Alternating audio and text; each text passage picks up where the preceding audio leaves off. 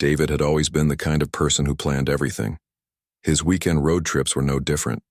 Every stop, every meal, every gas station was mapped out on his phone. But sometimes life has a way of throwing you off course. And that Saturday morning in October was one of those times. His car started making a weird noise just outside the small town of Willowbrook, Oregon. Nothing serious, just a little rattle that made him nervous about driving the mountain roads ahead. He pulled into the first mechanic shop he could find, but it was closed. The sign said they'd be back Monday morning. Great. Just great.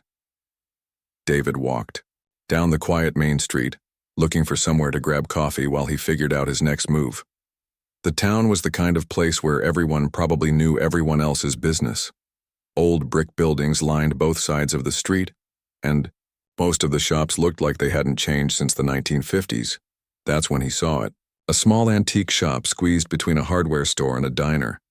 The wooden sign hanging above the door read, Willowbrook Antiques, Esther, 1963.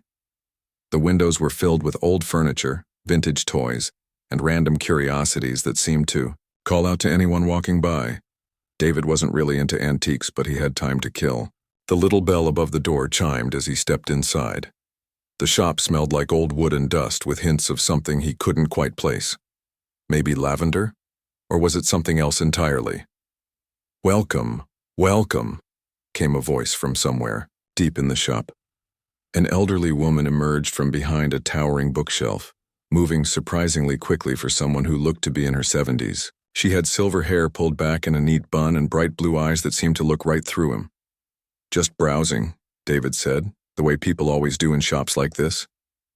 Of course, dear. Take your time. Though sometimes the right thing finds us when we're not even looking for it. The woman smiled, but there was something odd about the way she said it. Like she knew something he didn't. David wandered through the narrow aisles, past old china sets and vintage cameras. He picked up a few items here and there, but nothing really caught his interest. He was about to leave when something glinted in the corner of his eye. In a small glass display case near the back of the shop, a ring sat alone on a piece of black velvet.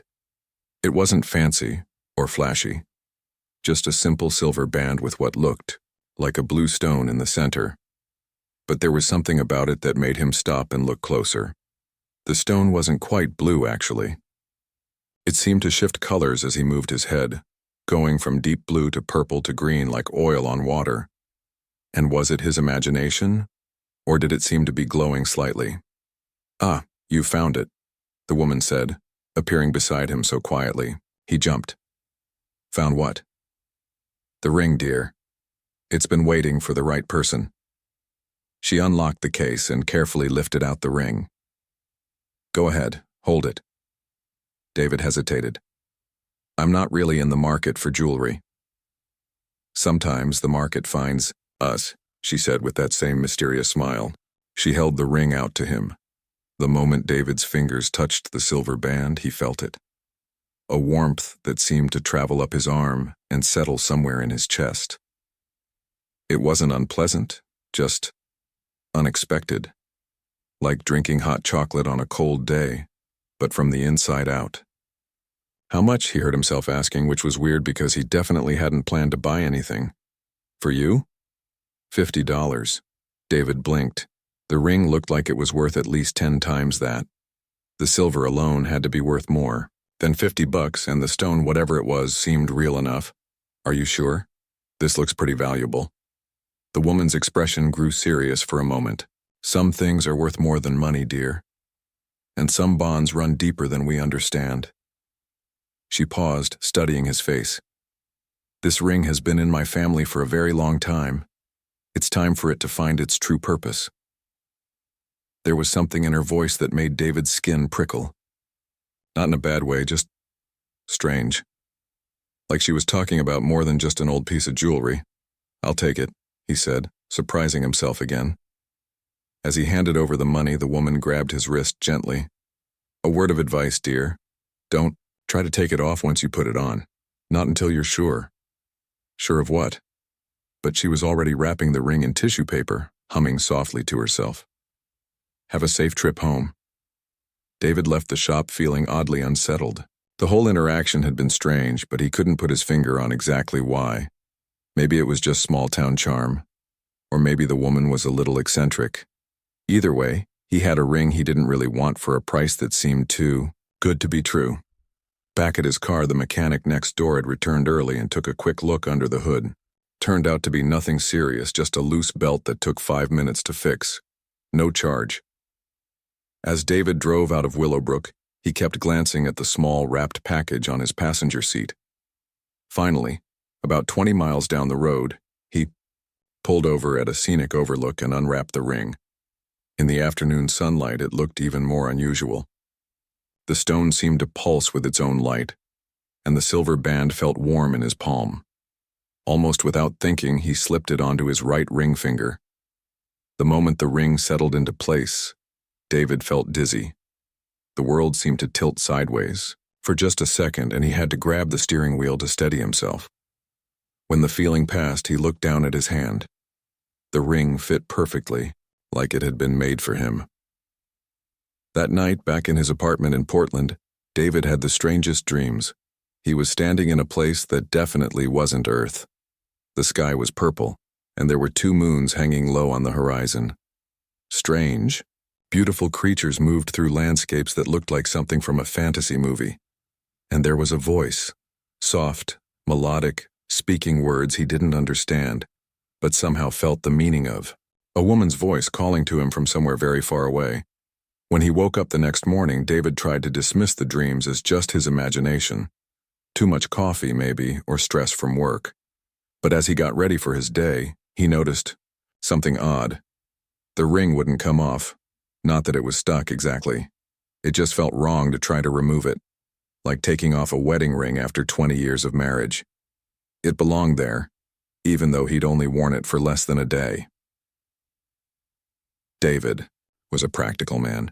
He worked in IT, solved problems for a living, believed in things he could see and touch and explain. But as he stood in his bathroom that morning, looking at the ring that seemed to pulse with its own heartbeat, he had the strangest feeling that his ordinary life was about to become anything but ordinary. He just had no idea how right he was. 2 weeks passed since David bought the ring, and his life started getting weird in ways he couldn't explain. It began with small things. His laptop would freeze up whenever he got near it while wearing the ring. Not just slow down or lag, but completely shut off like someone had pulled the plug. At first, he thought it was just a coincidence. Maybe his computer was getting old. But then his phone started acting up too. The screen would flicker with strange symbols that looked like nothing he'd ever seen before. Not Chinese, not Arabic, not any language he recognized. Just weird shapes that seemed to move and change when he wasn't looking directly at them. David worked as a computer technician, so he knew his way around electronics. He ran every diagnostic test he could think of, checked for viruses, updated all his software, even took his laptop to the repair shop where he worked. His colleague, Jake, ran it through their best equipment. "I don't get it, man," Jake said, scratching his head. "Everything checks out perfectly. Hardware's fine, software's clean, but look at this." He pointed to the screen, which was now displaying a mess of scrambled code.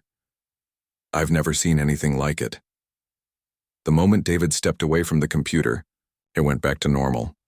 Jake stared at him with a confused expression. "Dude, what did you do?" "Nothing, I just stood here." David didn't mention the ring. How could he? "Hey Jake, I think this piece of jewelry I bought is somehow messing with electronics." Yeah, that would go over well. But the electronics were just the beginning. A few days later, David was walking to work when something even stranger happened. He took a shortcut through downtown Portland, past the usual crowd of street performers and homeless folks who hung out near the park. An old woman sitting on a bench looked up at him as he passed. She was clearly down on her luck, wearing layers of mismatched clothes and carrying everything she owned in a couple of shopping bags. But her eyes were sharp and focused. She said something to him in what sounded like complete nonsense. Just a stream of sounds that weren't quite words. But here's the really weird part. David understood her. Not the actual words, because they weren't in any language he'd ever heard. But somehow in his mind he knew exactly what she meant. She was asking about the chosen one who carries the bond. She wanted to know if he was the bridge between worlds. David stopped walking and stared at her. "What did you just say? The..." Woman smiled, showing several missing teeth. "You can hear me, can't you? The ring, it opens doors, opens minds." She spoke in English now, but her accent was strange. Not foreign exactly, just different. "I don't know what you're talking about," David said, but his heart was racing. "The dreams," she continued. "Purple skies, 2 moons, a voice calling from far away. Am I right?" David felt the blood drain from his face. He hadn't told anyone about those dreams. They'd been happening every night since he put on the ring. Always the same strange landscape, always that beautiful voice speaking words he somehow understood. "How do you know about that?" But when he looked around, the woman was gone, just vanished like she'd never been there. Even her shopping bags were nowhere to be seen. David spent the rest of the day trying to convince himself it had been his imagination. Maybe he was working too hard, not getting enough sleep. The dreams were probably just stress, and the electronics thing was just a run of bad luck with technology. But that night the dreams were different, more vivid, more real. He was standing in that same alien landscape, but this time he wasn't alone. There was a woman there with him. Not the homeless woman from downtown, but someone else entirely. Someone beautiful in a way that didn't quite look human. Her skin had a slight shimmer to it, like she was made of starlight. Her hair was long and dark, moving in a breeze that David couldn't feel. And her eyes, they were the most incredible shade of violet he'd ever seen. She spoke to him in that same musical language from his previous dreams, but now he could understand every word. "David," she said, and hearing his name in her voice sent chills down his spine. "You're beginning to awaken. The bond grows stronger each day." "Who are you?" he asked. "What bond? What's happening to me?" "My name is Zara. I am what you would call afar from here. The ring you wear connects us across the vastness of space. It has chosen you as it has chosen me." "This is just a dream," David said. But even as he spoke the words, he knew they weren't true. This felt more real than most of his waking hours. "Is it?" Zara smiled, and David felt his knees go weak. "Touch the ring, David. Feel its warmth. That warmth is real, whether you're dreaming or awake." David looked down at his hand. The ring was glowing brighter than ever, pulsing with a rhythm that matched his heartbeat. And it was warm, really warm. "I don't understand any of this," he said. "You will. But first you must accept that your world is much larger than you believed. There are things beyond your earth, beyond your understanding. And now, you are connected to them." The dream began to fade, but Zara's voice followed him back to consciousness. "We will speak again soon, David. Very soon." David woke up in a cold sweat. He sat up in bed and looked at his hand. The ring was still there, still warm, still glowing faintly in the darkness of his bedroom. He tried to pull it off. Really tried this time, using soap, oil, even ice to see if he could slip it over his knuckle. Nothing worked. It wasn't that. The ring was stuck. It was more like it had become part of him. Over the next few days, things got even weirder. David started noticing that he could understand conversations in languages he'd never learned. A group of tourists speaking Spanish in the coffee shop made perfect sense to him. So did the Korean family arguing at the next table. And then there were the strange looks he was getting from people.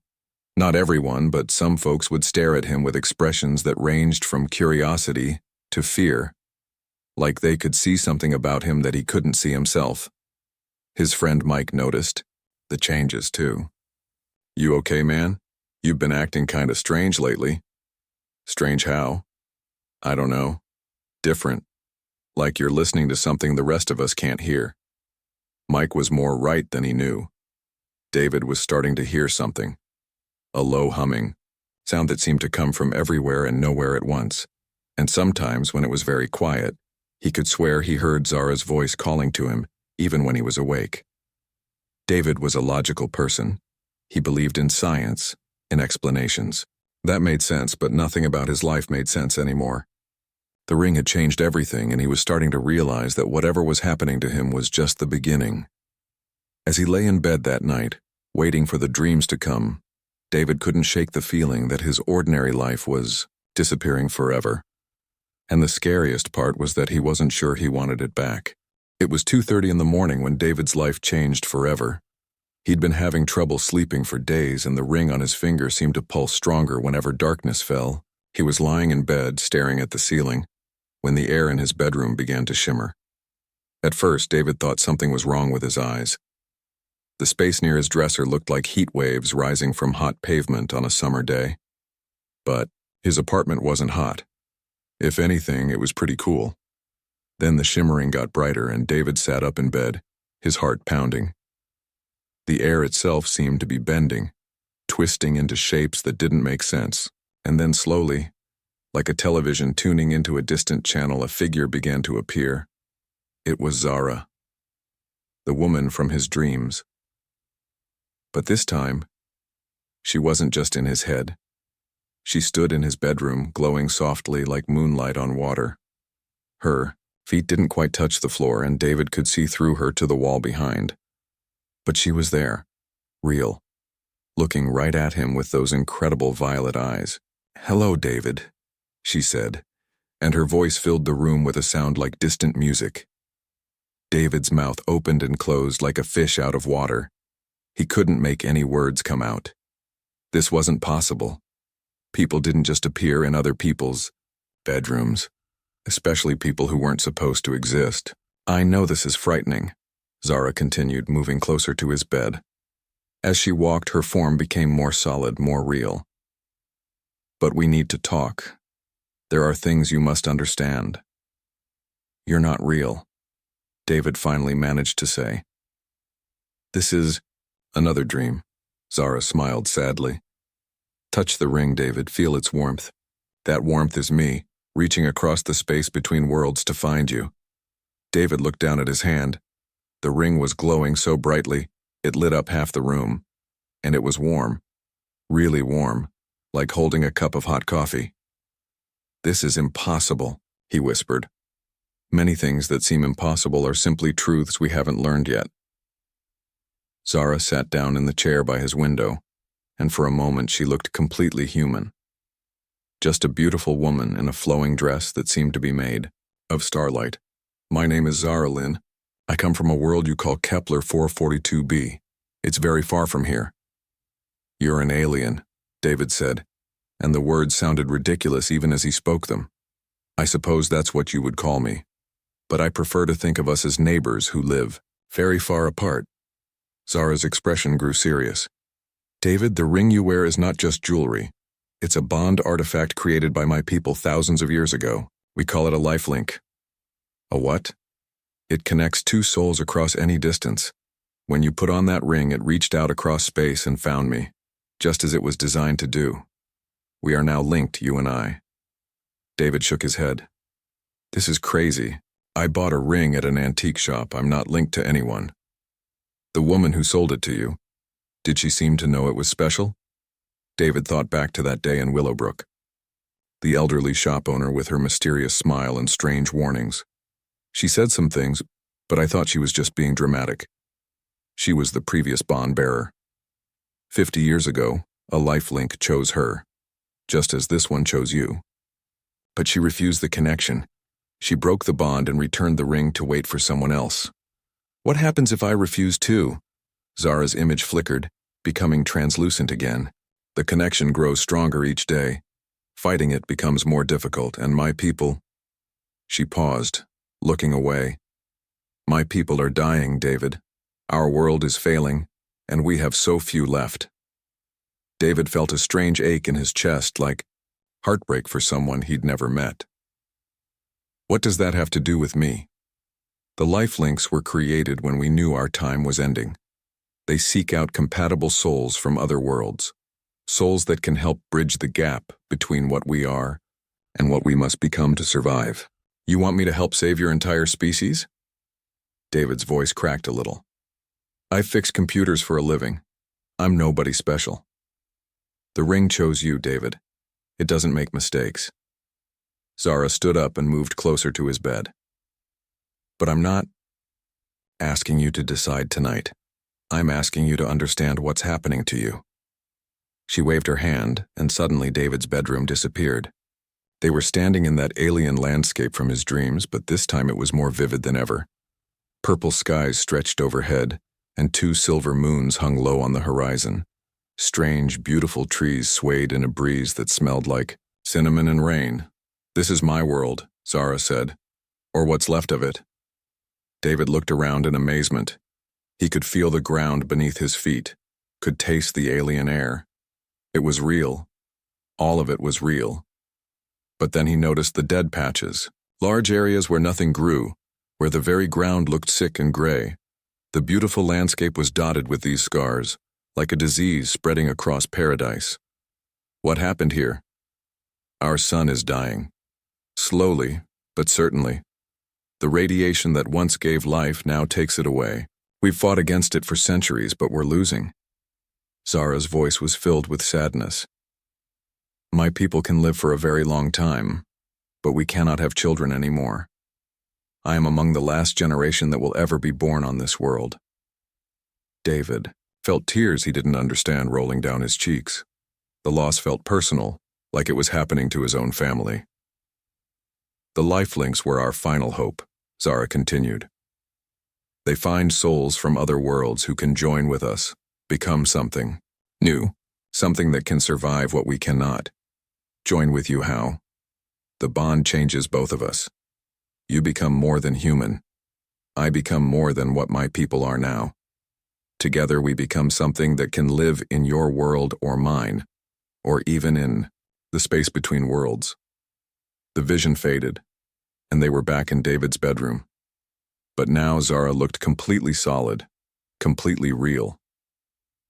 "I know it's a lot to understand," she said. "But every day you wear that ring, the changes in you grow stronger. You're already beginning to develop abilities your kind doesn't normally have." David thought about the electronics going crazy around him, about understanding languages he'd never learned, about the strange looks people had been giving him. What kind of abilities? Enhanced senses, telepathic communication, the power to see across vast distances. Eventually, if you accept the bond fully, you could even travel between worlds as I do now. And if I don't accept it? Zara's expression grew sad. The changes will continue anyway, but without direction, without purpose. You'll become something caught between 2 worlds, belonging fully to neither. David looked down at the ring. It was still glowing, still warm against his skin. Why me? Out of all the people in the world, why did it choose me? I don't know, Zara admitted. The lifelinks choose based on criteria we don't fully understand. Compatibility of soul, perhaps. Or maybe just chance. But it did choose you, David. And now we're connected whether we want to be or not. So what happens now? Now you decide. You can fight the bond, as the previous bearer did. You can let it change you without guidance, or... She paused, looking directly into his eyes. You can let me help you understand what you're becoming. David felt like his head was spinning. A week ago, his biggest worry was whether his car would pass inspection. Now he was talking to an alien woman about saving her entire species and becoming something beyond human. I need time to think about this. Of course. But David? Zara's form began to fade again. Don't take too long. The bond grows stronger each day, and there are others who have noticed the changes in you. Not all of them have good intentions. Others? What others? But Zara was already gone, leaving only the faint scent of cinnamon and rain behind. David sat alone in his bedroom, staring at the ring that had turned his entire world upside down. He was no longer just David the computer technician. He was something more, something in between, something that might be the key to saving an entire alien race. The question was, what was he going to do about it? The next 3 weeks were the strangest of David's life. After that night when Zara appeared in his bedroom, everything changed. She could only visit him for short periods, and each time she seemed more solid, more real. But with each visit, David felt himself changing too. At first, the changes were small. He could hear conversations from 3 floors down in his apartment building. When he touched objects, sometimes he could sense who had handled them before. Food started tasting. Different, not bad, just more intense. Like someone had turned up the volume on all his senses. His coworker Jake noticed it first. "Dude, you're freaking me out," Jake said during their lunch break. "Yesterday you knew that customer's computer had a hard drive problem before you even turned it on. How did you do that?" David shrugged, trying to play it off. "Lucky guess." But it wasn't luck. When he'd gotten near the computer, he could somehow sense the failing electronics inside it. Like the machine was telling him what was wrong. The ring was changing him, and David wasn't sure how he felt about it. Zara explained it during one of her visits. She materialized in his living room while he was eating dinner, causing him to drop his fork. "You're developing what we call tech sense," she said, settling into the chair across from him like this was the most normal thing in the world. "My people evolved alongside advanced technology. We can communicate with machines, understand their needs." "That's impossible." "Is it? You fix computers for a living, David. Haven't you ever felt like you understood them better than most people?" He had, actually. Even before the ring, David had always been good with electronics. But now it felt like the machines were talking, to him directly. "What else is going to happen to me?" "That depends on you," Zara said. "If you accept the bond fully, the changes will be guided, controlled. If you fight them..." "What?" "They'll happen anyway, but randomly, chaotically. You could lose yourself in the process." That night, David decided he needed answers. Real answers, not the mysterious hints Zara kept giving him. He drove back to Willowbrook to the antique shop where this all started. The old woman, Mrs. Holloway, was still there. But when she saw him walk through the door, her face went pale. "You came back," she whispered. "I need to know what happened to you. Zara said you had a ring like this 50 years ago." Mrs. Holloway locked the front door and flipped the sign to closed. "Sit," she said, pointing to an old chair near the back of the shop. "We need to talk." For the next hour, she told David her story. In 1973, when she was just 25, she'd found a ring exactly like his in her grandmother's attic. Within days, she was having the same dreams, the same experiences. A being from another world had contacted her, just like Zara had contacted him. His name was Kyle, she said. Beautiful creature, kind, desperate. His people were dying, just like yours are now. "What did you do?" Mrs. Holloway looked down at her hands, which were trembling slightly. "I was young, scared. The changes happening to me were terrifying. I could read people's thoughts, move things without touching them. I felt like I was losing my humanity." "So you broke the bond?" "I tried to. But you can't really break it, David. You can only refuse it. And when you do..." She rolled up her sleeve, showing him her right arm. The skin was covered in strange silvery scars that seemed to move in the light. "The changes don't stop. They just become painful." David stared at the scars. "Does it hurt?" "Every day for 50 years. The bond wanted to complete itself, but I wouldn't let it. So it's been tearing me apart slowly ever since." She looked up at him with tired eyes. "I've been waiting all this time for someone else to find the ring. Someone who might make a different choice. What happened to Kale? He died. His whole species died, because I was too afraid to help them." Tears ran down her wrinkled cheeks. "I could have saved an entire world, David. Instead, I condemned them and cursed myself." David drove home in silence, Mrs. Holloway's words echoing in his head. When he got to his apartment, Zara was waiting for him. "You spoke with the previous bearer," she said. "It wasn't a question. She told me what happened to Kale's people." Zara nodded sadly. "They were my ancestors, David. The ring you wear is the same, one that tried to save them. When she refused the bond, it went dormant, waiting for another chance. So if I refuse, my people will face the same fate. We're already down to just a few thousand individuals. Without the bond, without someone to help us bridge the gap to a new kind of existence will be extinct within a generation. David felt the weight of an entire species resting on his shoulders. That's not fair. I didn't ask for this responsibility. No one ever asks for their destiny, David. But that doesn't make it less real. Over the next few days, David noticed other changes happening to him. He could sense people's emotions just by being near them. Sometimes he could even catch glimpses of their thoughts. And his dreams were no longer just about Zara's world. He was seeing other places, other times. Like the ring was showing him the history of the universe.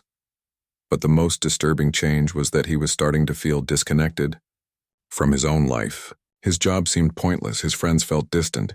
Even his apartment didn't feel like home anymore. Jake cornered him at work on a Friday afternoon. Okay, seriously, what's going on with you?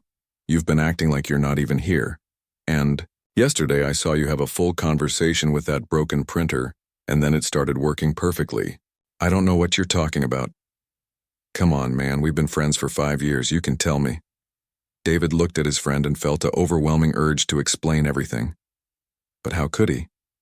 Jake would think he'd lost his mind. I'm just going through some stuff, David said finally.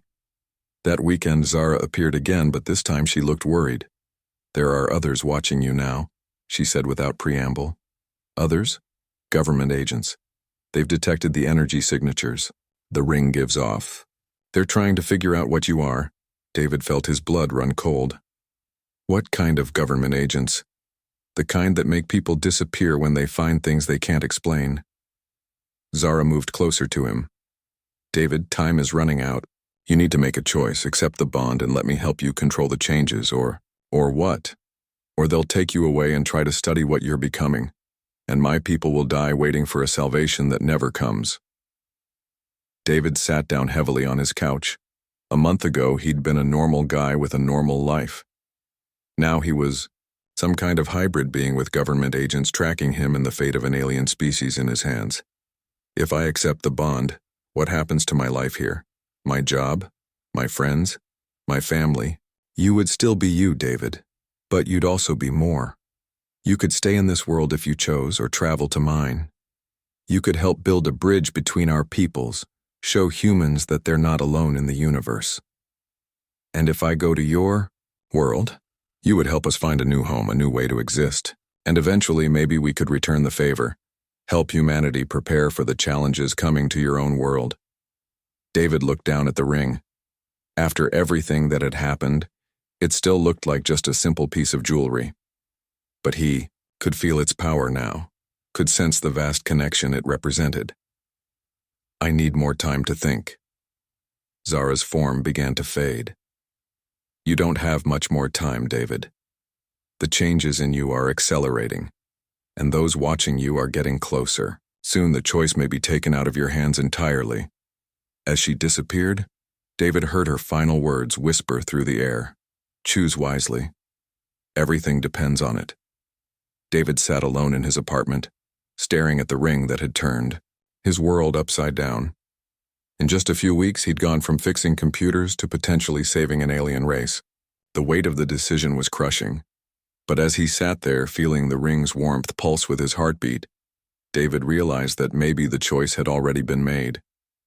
Maybe it had been made the moment he first touched that ring in a dusty, antique shop.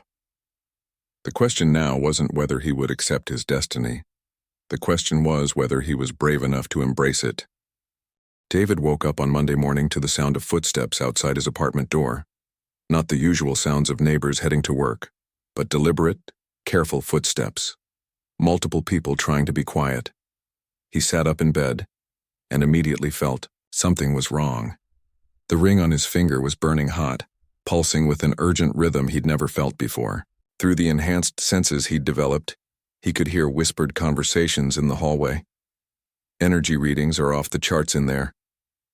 Remember, we need him alive. Whatever he is, the government wants to study it. 3 agents stationed, downstairs 2 covering the fire escape. David's heart started racing. Zara had warned him about this, but he'd hoped he had more time. He grabbed his phone and quickly got dressed, trying to think of a way out. That's when Zara appeared. Not the gentle, shimmering version he was used to, but solid and urgent. "They're here," she said. "We have to go. Now." "Where?" "They've surrounded the building. Trust me." Zara reached out and took his hand. The moment their fingers touched, David felt a surge of energy unlike anything he'd experienced. The world around them began to blur and shift, and suddenly they weren't in his apartment anymore. They were standing in the back room of the antique shop in Willowbrook. Mrs. Holloway was there, but she looked different. Younger somehow, and her silvery scars were glowing with the same light as David's ring. "I knew you'd come here," she said. "This is where it all started. This is where it has to end." "What do you mean?" David asked. "The agents tracked you here because of the energy signature. But what they don't know is that this place is special. It's a nexus point, a place where the barriers between worlds are thin." Mrs. Holloway walked over to an old mirror on the wall and touched its surface. The glass began to ripple like water.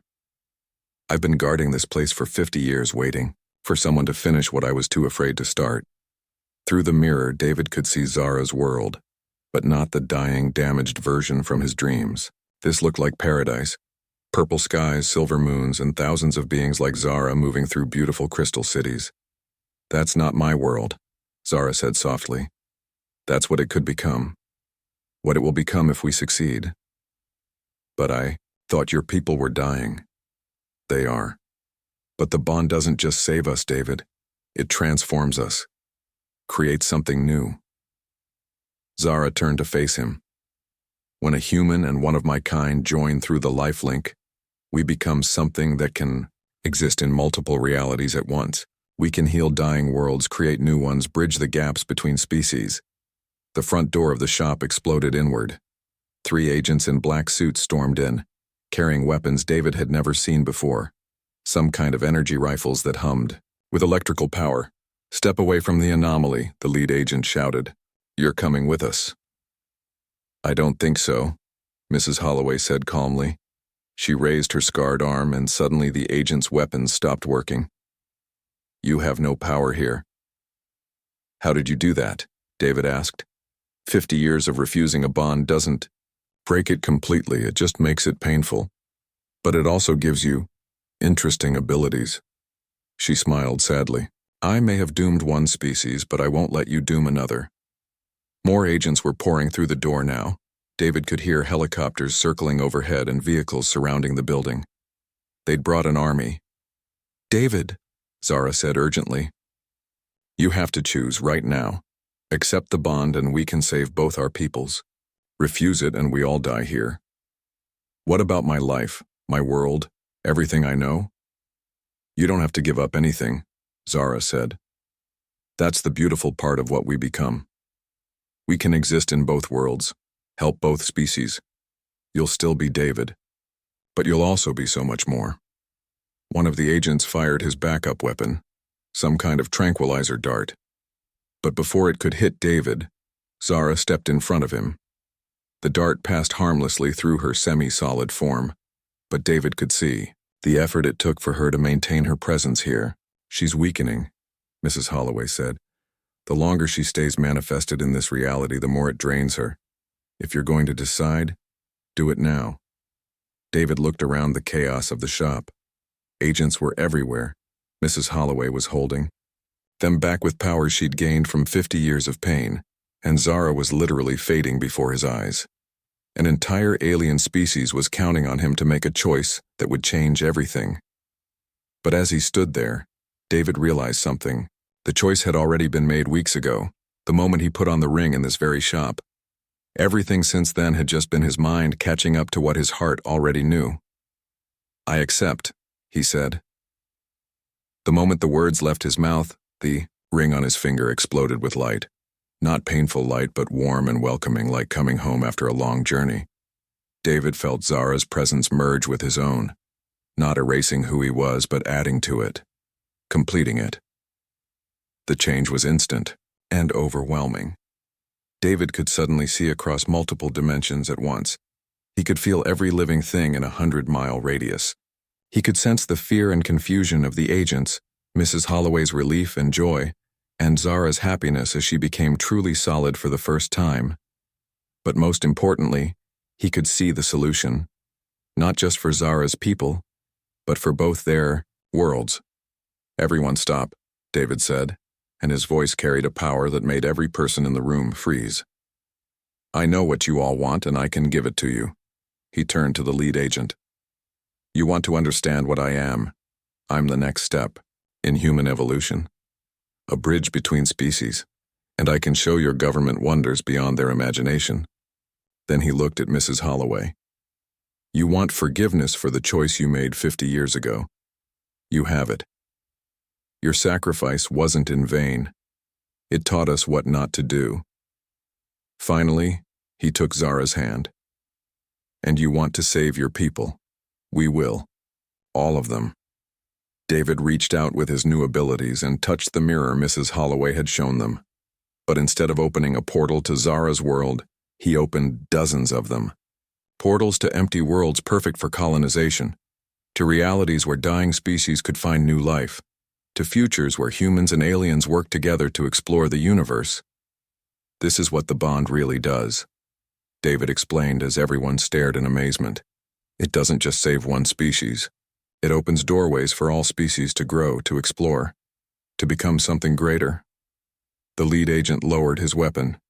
"You're saying you can help humanity reach other worlds? I'm saying we can help every world reach every other world. The age of isolation is over." Over the next few hours, David found himself in the strangest negotiation of his life. Government officials, scientists, and military leaders all wanted to understand what he'd become. But instead of treating him like a threat or a test subject, they began to see him as humanity's greatest opportunity. Zara's people were brought through the portals, not as refugees, but as partners. They shared their advanced technology and knowledge of the universe. In return, humans offered them new worlds to explore and the chance to continue their species. Mrs. Holloway's scars finally healed as she watched species after species find new homes through the portals David could now create at will. The guilt she'd carried for 50 years finally lifted. "I always wondered what would have happened if I'd been braver," she told David as they stood watching ships from dozens of worlds landing on Earth for the first time. "You were exactly as brave as you needed to be," David replied. "Your choice taught me to make a better one." 6 months later, David stood in his old apartment, which he'd kept even though he could now travel anywhere in the universe instantly. Jake was visiting, trying to wrap his head around everything that had happened. "So let me get this straight," Jake said. "You're still you, but you're also married to an alien princess. You can travel between worlds, and you're basically the ambassador for all of humanity." "That's a pretty good summary," David laughed. "And you still fix computers?" "Someone has to, though now they're computers from 17 different species." David looked out his window at the Portland skyline, which now included several buildings designed by alien architects. Humans and beings from other worlds walked the streets together, sharing knowledge and friendship. The ring on his finger still glowed softly, but now it felt like part of him. Not a burden or a curse, but a reminder of the choice he'd made and the life it had given him. Sometimes the smallest decisions, like buying a ring from a dusty antique shop, turn out to be the most important ones of all. David had learned that some bonds really do run deeper than we understand, and sometimes those bonds can change not just one life, but the entire universe.